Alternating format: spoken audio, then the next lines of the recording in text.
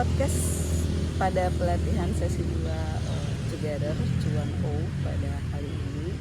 mengangkat tema tentang peran perempuan dalam kebencanaan. Ini bisa menjadi sharing bersama kita bagaimana kita dapat mengambil peran, mungkin menjadi juga motivasi buat teman-teman perempuan di luar sana bahwa banyak hal yang bisa kita lakukan baik pada sektor formal ataupun sektor informal. Memang kendala banyak sekali yang dihadapi oleh perempuan, di mana perempuan juga harus bertanggung jawab pada kegiatan domestik dan kemudian bertanggung jawab juga membantu perekonomian keluarga, dan kemudian juga harus mungkin ya perempuan merasa bingung bagaimana caranya aku terlibat dengan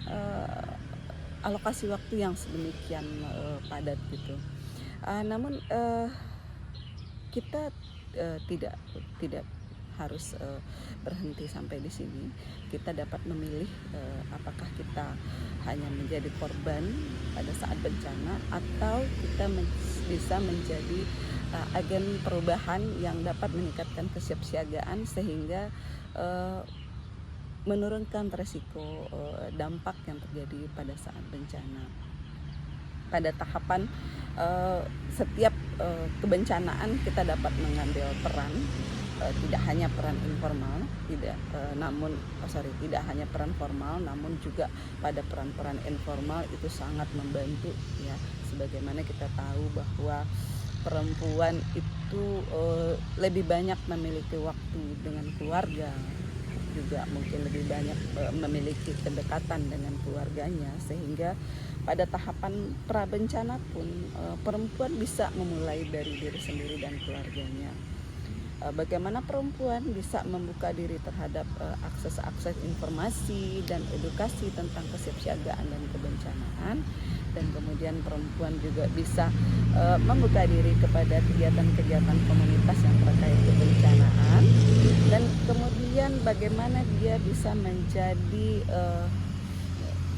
penyebar informasi sehingga dia bisa meluruskan stigma negatif tentang kebencanaan, dan kemudian dia juga bisa membantu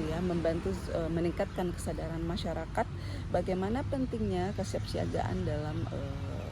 kebencana ini gitu. Dan apa-apa saja yang bisa kita lakukan, langkah-langkah mitigasinya seperti apa, peringatan dini yang disepakati seperti apa, itu kita bisa dapat mengambil peran di situ. Nah, walaupun mungkin kita tidak bisa secara formal gitu ya, namun kita bisa memenuhi dari diri kita sendiri dulu, dan kemudian bisa kita menyebarkan kepada lingkungan-lingkungan yang ada di sekitar kita. Namun tidak menutup kemungkinan dengan teknologi informasi yang sudah semakin berkembang, teman-teman juga bisa menjadi agen informasi yang bisa menyebarkan kepada cakupan yang lebih luas. Kemudian pada saat bencana, perempuan juga banyak sekali kemungkinan untuk mengambil peran bagaimana membantu dalam dapur umum, dalam kebersihan, kemudian dalam bagaimana evakuasi yang memperhatikan inklusivitas ya, bagaimana memperhatikan keterbatasan dari teman-teman disabilitas, dan kemudian mempertimbangkan kondisi-kondisi kelompok-kelompok rentan, dan kemudian pada saat pasca bencana ini cukup banyak perannya, baik dalam diri sendiri maupun kepada komunitas yang lebih luas, di mana bagaimana perempuan cepat ya kembali pulih secara mandiri, memulihkan dirinya sendiri, kemudian dia bisa membantu memulihkan keluarganya baik secara mental, secara psikologis, dan kemudian perempuan itu dia kayak memiliki sebuah